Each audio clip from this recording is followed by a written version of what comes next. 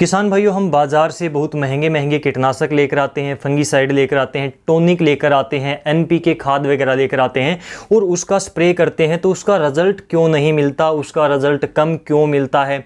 कई बार रिएक्शन होकर घोल फट जाता है। तो ऐसा क्यों होता है?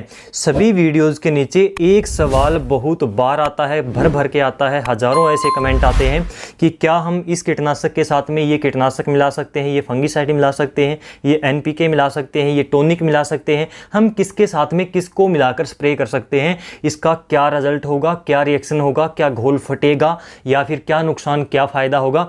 तो ये सवाल सबसे बड़ा सवाल है, सबसे अहम सवाल है। इसके बारे में आपको जानकारी देना सबसे ज़रूरी है। आपको ये चीज़ पता होनी चाहिए, नहीं तो कितना भी महंगा स्प्रे कर लो ना तो उसका रिजल्ट मिलेगा और आपकी फसल भी बर्बाद हो जाएगी, पैसे भी लग जाएंगे।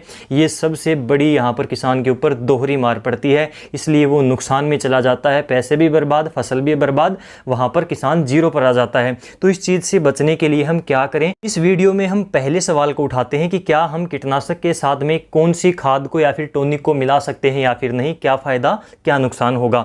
दूसरा सवाल हमारा अगली वीडियो में आएगा, उसका जवाब आपको नेक्स्ट वीडियो में मिलेगा कि क्या किसी भी कीटनाशक को हम एक साथ मिला सकते हैं, एक से अधिक कीटनाशकों को मिलाकर स्प्रे कर सकते हैं, कीटनाशक के साथ में क्या हम फंगीसाइड को मिला सकते हैं, इसका क्या परिणाम आएगा। इसके ऊपर हम अगली वीडियो में आपको कंप्लीट डिटेल में जानकारी देंगे।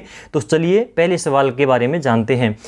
पहली बात तो यही कि यदि किसी भी कीटनाशक के साथ में आप एनपीके या फिर दूसरी खाद को मिलाकर स्प्रे कर सकते हैं या फिर कोई दूसरी कीटनाशक के साथ में कोई दूसरी दवा मिलाकर स्प्रे करते हैं, टॉनिक मिलाकर करते हैं, तो कंपनियां, एक ही कंपनी अलग अलग कीटनाशक क्यों बनाती है, एक ही कंपनी अलग अलग टॉनिक क्यों बनाती है, वो आपको एक ही प्रोडक्ट के अंदर भरकर क्यों नहीं दे देगी।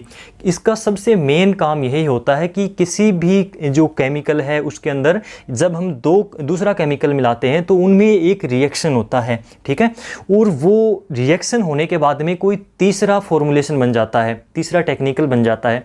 आपने बहुत बार, यानी कि लगभग हर एक कीटनाशक की जो पैकिंग आती है उसके ऊपर लिखा होता है टेक्निकल के सामने, आपने ध्यान दिया हो, SC, EC, WG, WWG, इसी प्रकार से और भी बहुत सी फॉर्मूलेशन का नाम उसके आगे लिखा रहता है। आपने शायद कई बार ध्यान दिया होगा लेकिन ये चीज़ आपको पता नहीं होगी। इसके ऊपर एक डिटेल में वीडियो की आपको ज़रूरत है तो वो मिल जाएगी। तो ये अलग अलग फॉर्मूलेशन होती हैं, इनको मिलाने पर रिएक्शन होता है, घोल कई बार तो फट जाता है और कई बार घोल नहीं फटता।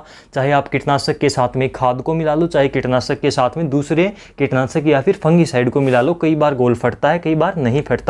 लेकिन कई बार घोल नहीं फटता तो भी रिजल्ट नहीं मिलता, दो केमिकल मिलकर उनका रिजल्ट जीरो हो जाता है, या फिर जो आपने दो केमिकल मिलाए हैं उनमें से किसी एक का रिजल्ट आपको ज़्यादा मिलता है, दूसरे केमिकल का रिजल्ट वो दबा देगा।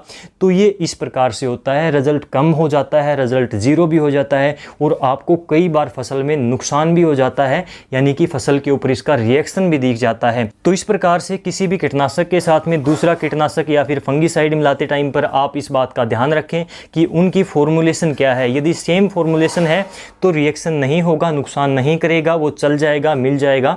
लेकिन यदि उनकी फॉर्मूलेशन अलग अलग है तो वहाँ पर दिक्कत हो सकती है।